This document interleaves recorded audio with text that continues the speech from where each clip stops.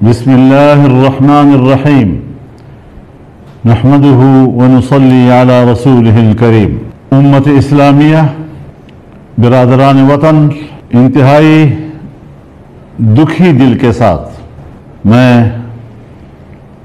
آپ کو یہ پیغام دینا چاہتا ہوں کہ آج فلسطین میں غزہ کے مسلمانوں پر اسرائیل کی صہیونی قوت کے ہاتھوں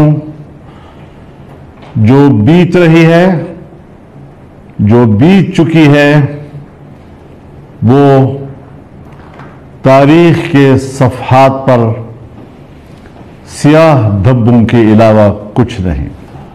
انہوں نے امن معاہدہ توڑ کر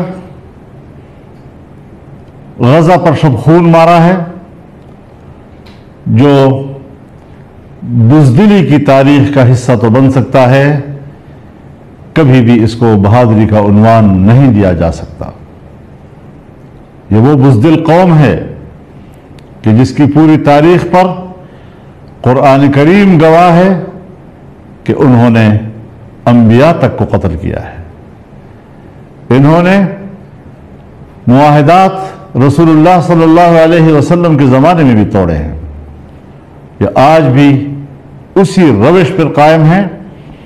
یہ ایک ناقابل اعتماد قوم ہے، اور آج وہ دنیا اسلام اور بالخصوص دنیا عرب کی پیٹھ میں گھونپا گیا ایک خنجر ہے جو آج بھی اس کا خون رس رہا ہے۔ آج فلسطین میں غزہ کے مسلمانوں کا خون پیا جا رہا ہے، ان کا گوشت نوچا جا رہا ہے، ان کی ہڈیاں چبائی جا رہی ہیں، چوسی جا رہی ہیں۔ آج شیرخوار بچے بغیر کسی سرپرستی کے تڑپ رہے ہیں، اپنی زندگی اور موت کی کشمکش میں مبتلا ہیں۔ جو کچھ وہاں ہوا، اسے کسی انسانی عمل سے تعبیر نہیں کیا جا سکتا۔ یہ سفاکیت اور درندگی ہے، اور نیتن یاہو ایک جنگی مجرم ہے، ایک ایسا جنگی مجرم جس کو عالمی عدالت انصاف نے گرفتار کرنے کا حکم دیا ہے، جس نے صہیونی قوتوں کے بمباریوں کو خلاف قانون قرار دیا ہے، اسے جرم قرار دیا ہے، لیکن نہ تو عدالتوں کی سنی جا رہی ہے، نہ کسی قانون کا احترام ہو رہا ہے، نہ کسی اخلاقیات کا کوئی دائرہ موجود ہے، اور ستم بالائے ستم یہ کہ امریکہ اور یورپ جو خود کو انسانی حقوق کے علمبردار سمجھتے ہیں، انسانی حق کے اس قتل عام پر صہیونیت کا ساتھ دے رہے ہیں۔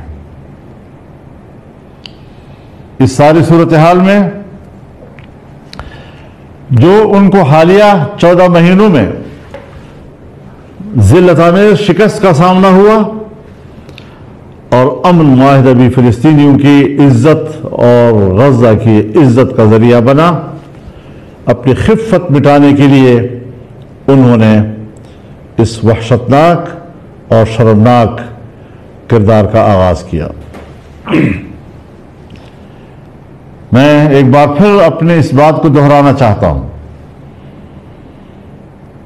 کہ گردن کا کٹ جانا اسے کبھی شکست نہیں کہتے، گردن کا جھک جانا یہ شکست کا نام ہے۔ فلسطینیوں کے سر تو کٹ گئے، لیکن انہوں نے سر جھکایا نہیں، وہ سرنگوں نہیں ہوئے، انہوں نے ہجرت بھی نہیں کی، بھاگے بھی نہیں، لیکن آج وہاں ایک انسانی سانحہ درپیش ہے۔ وہاں پر اب تک 60,000 غزہ کے مسلمان شہید ہو چکے ہیں، اور جس میں 18,000 بچے اور 12,000 خواتین شامل ہیں، اور 1.5 لاکھ تک وہاں کی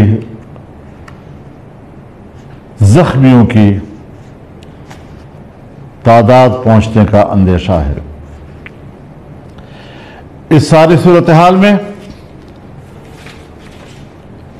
3 لاکھ سے زیادہ عمارتیں زمین بوس ہو چکی ہیں۔ کسی ایک شخص کے لیے بھی کوئی ایک کمرہ بھی نہیں بچا جہاں وہ اپنا سر چھپا سکے۔ انہوں نے عید الفطر بھی اپنے کھنڈر بنے گھروں میں گزاری ہے۔ انہوں نے دنیا کو پیغام دیا ہے کہ ہم ان حالات میں بھی عید کی خوشی منا سکتے ہیں۔ دنیا اسلام کے شانہ بشانہ ہم اپنا اسلامی تہوار بنا سکتے ہیں، اور ہمارے حوصلے بلند ہیں۔ چھوٹے چھوٹے بچوں کے بیانات سنتے ہیں، ان کی گفتگو سنتے ہیں، تو ایک طرف ہر چند کے ہمیں ان کو شاباش دینا ہوتا ہے کہ کس قدر بلند حوصلے، ہمالیہ سے بھی بلند ہمت اللہ نے ان کو عطا کی ہے۔ لیکن دوسری طرف جب ہم یہ دیکھتے ہیں کہ وہاں پر نہ ادویات ہیں، نہ غذا ہے، اور انسانیت تو خاموش، اسلامی دنیا کا حکمران بھی خاموش ہے۔ اگر ہم قرآن کریم کا مطالعہ کریں تو جرم کرنے والا اور جرم پر خاموش